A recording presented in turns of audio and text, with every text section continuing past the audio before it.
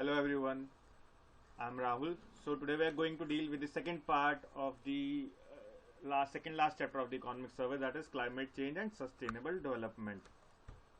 So let's move forward. So what are the pillars of the COP21, that is Conference of Parties and 21st Conference of those parties? So in this conference the Paris Agreement was signed. So what are the main pillars is, first of all, mitigation. The second one is adaptation. Third one is finance. Fourth one is technological development and transfer. And then capacity building and transparency of action and support. Now these pillars, now we will deal one by one. So let's move ahead. Now what are the key provisions of this agreement? First of all, one of the provision is common but differentiated responsibilities. So the principle of the CBDR has been maintained across all the important pillars of agreement I have just talked about, that is mitigation, finance, adaptation, technology, development, transfer, etc. So developed countries, but also argued here that world has changed since 1990 and fast growing economies like India and China should also take deeper emission cuts. The second point, which is one of the main points, is nationally determined contributions. Now each party's successive nationally determined contribution will represent a progression beyond the party's current nationally determined contribution. What is nationally determined contribution? I have already told in the last video, but here I will repeat that each nation have to give a proposal that how much cuts it will take in energy, how it will shift to renewable energy, etc, etc. So these all will be calculated under NDC. Fine. So what all this NDC include? Now NDC includes or may include quantifiable information which can be put into numbers, then time frames, within how much time they can complete these changes that are given by them. Then what is the scope and coverage and how they plan about to achieve this goal. And they will also estimate and account for the anthropogenic greenhouse gases, that is which is being released by human activities. Fine. So NDC will all these reforms. Now it will also require these countries, respective countries which will submit their NDCs, to be fair in their targets that are to be achieved under the NDC. Fine. So let's move ahead. Now I just wanted to show you this flow chart. In this we are telling about mitigation and adaptation, because before taking mitigation and adaptation I should tell you about what is mitigation, what is adaptation. Now before that I will explain you the flow chart and then I will deal with that. First of all, because of human interference we have climate change, including variability in climate at different places. Then we are exposed, or our environment is exposed. We feel the various effects like heat wave we are experiencing. Then sometimes the climate automatically adapts itself because it has capacity to give response through feedback mechanism. But still some residual net impacts remain, like increase in the greenhouse gases or carbon dioxide and many other forms of these gases.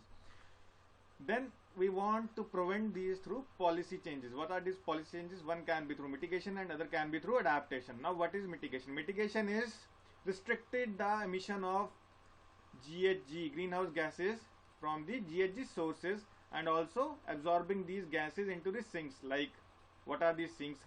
Tropical rainforest and this sea. Fine. Then adaptation is some other factors which can help in averting the climate change or preventing the effects of climate change. Fine. So now you can understand the difference between the mitigation and adaptation. So let's move to the mitigation goals in this COP21 Paris Agreement. This agreement operationalizes differentiation between developing and developed country mitigation actions through three main elements. That is how the mitigation is to be achieved by developed and developing countries and how it is different. First of all, by acknowledging that peaking of emission of developing countries will be longer, because developed countries have already peaked in their development and also their industrialization, but the developing countries have not yet peaked, so their peak is yet to come because they can't compromise in the development. Fine. The second point is calling upon the developed countries to lead in mitigation actions. How? By providing technology and finance as well as joint R&D. Then third point is by calling upon support to be provided to developing countries for implementation of climate change actions. Recognizing the enhanced support will allow for high ambition. That is, if the developed countries provide support to the developing countries, the developing countries may think of increasing their targets. Fine. So this is very important to achieve the long-term temperature goal of holding the temperature increase below 2 degrees Celsius in context of the sustainable development efforts to eradicate poverty. So let's move ahead. Coming to the adaptation. Now I have already told you about the adaptation. Except greenhouse gases, what efforts do we take to mitigate the or to prevent the changes in climate? So given the trends in global warming, even if temperature rise is restricted below 2 degrees Celsius, adaptation support would be required for developing countries like India, because they have to manage various impacts or effects of the climate change that has already happened. So this agreement establishes the global goal of adaptation of enhancing adaptive capacity, strengthening resilience, and reducing vulnerability to climate change. How it becomes resilient? Something becomes resilient by making itself strong, and how it reduces vulnerability by changing the topography or migrating, hence moving away from the climate change impacts. So with a view to contribute to sustainable development and ensuring adequate adaptation, we have these various kinds of adaptations. I will just deal with in the next slide. First of all, in the water sector, how we can adopt the adaptation. First of all, expand rainwater harvesting. Here what we do is we collect in this some tank or something the water we receive from rains on the roofs. Then we have water storage and conservation techniques in lakes, etc. Baulis. You have heard of baulis or step wells in Rajasthan, Jodhpur. Then water reuse, reduce, reuse, recycle. Then desalination, removing salt out of water to make it potable. Then agricultural changes that we have to make. Adjustment of planting dates, that when the climate is suitable for the plants, and crop variety. Then crop relocation, like sugarcane requires a lot of water, it should be relocated from Maharashtra to some other place where water is present in abundance. Then improved land management, erosion control and soil protection. And infrastructure, we can say relocation, sea wells and storm surge barriers, so that to prevent the ingressing of salt water. Dune reinforcement, to solidify or to make the dune hard, so that prevents the water's ingress. Also acquisition and creation of marshy lands as a buffer against the sea level rise and flooding. And production of existing natural barriers. In human health, what adaptation strategies that can be taken? Heat health action plans, emergency medical services. So like heat wave is going on, a lot of people are dying due to extreme heat on their body. They are not able to adapt to the changes. So we should have all these services. Fine. And disease surveillance and control, because when there is hot and humid atmosphere, what we have is more growth of microbes which are causing diseases. So hence we need to also improve sanitation as well as disease surveillance. In tourism sector, to we have to diversify the tourism attractions, shifting the ski slopes to higher altitudes. They are shifting it to higher altitudes because at higher altitudes there will be more stabilized slope, and at lower altitudes the snow is melting. And also we need to have artificial snow making to promote tourism. Then for transport, we need to realign and relocate, where dry design standards have to improve, and planning of roads and rails have to be there. Then in context of energy, we have to strengthen the overall transmission and distribution infrastructure, because 25% of electricity is waste while transport of electricity. Then underground cabling for utilities should be there to prevent heat loss. Energy efficiency should be improved. That I already told you, 25% loss should be prevented. And you should use renewable sources like solar energy, wind energy, and we should reduce the dependence on single sources of energy. Now finance, coming to the financial requirement.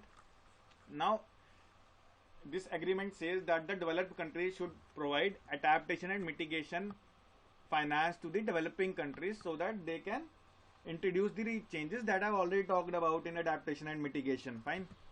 Then developing countries should take lead in climate finance mobilization, so that developed countries should become embarrassed and they should also contribute. That they should that a developing country should show their earnest need or emergency to make the changes, so that to avoid the climate change. Fine. Now developing countries can take the resources from what all sources like public funds, as CSR activities, etc. Now new collective quantified goal has been adopted in this COP21, that is at least a floor should be there of $100 billion prior to 2025, and it should further be increased, that is above $100 billion target should be there, so that we can enhance the adaptation and mitigation. Now this agreement marks a step forward in terms of providing transparent and consistent information on support provided and mobilized by developed countries. So technology development transfer, if we talk about, in technology development and transfer, there should be a link established between the technological mechanism and finance mechanism in the agreement, so that collaborative approaches in R&D can be applied for facilitating the access of technologies like supercritical coal technologies which reduce the emission of carbon dioxide should be given by the developed countries to the developing countries. The other point is Paris Agreement focuses on R&D and innovation, so that there can be further implementation of provisions of this UNFCCC convention. Similarly, the technological framework providing guidance to the technological mechanism in promoting and facilitating enhanced action on technology development transfer is a step forward to achieve these goals. The transparency mechanism of action and support under the UNFCCC was differentiated for developed and developing countries. Fine. So the countries will be required under this agreement to report their anthropogenic emissions by sources, then removal by sinks of greenhouse gases, and regularly tracking the progress on achieving the nationally determined contributions. Fine. Now coming to the transparency. How transparency is to be achieved by the developed countries? First of all, information in the form of national communications and biannual reports will be subjected to international assessment and review. That is whether the developed countries, they have chosen the goal, was it enough or they could have contributed more, and review, that is whatever they have given the performance, how better it is compared to other countries and how ambitious it was. Now information for the developing countries in their national communications and biannual update reports, that is biennial means twice a year, is subject to international consultation and analysis. That is, consultation will happen internationally among the experts from the various countries and institutions, and analysis will be done that how much developing countries have contributed. Fine.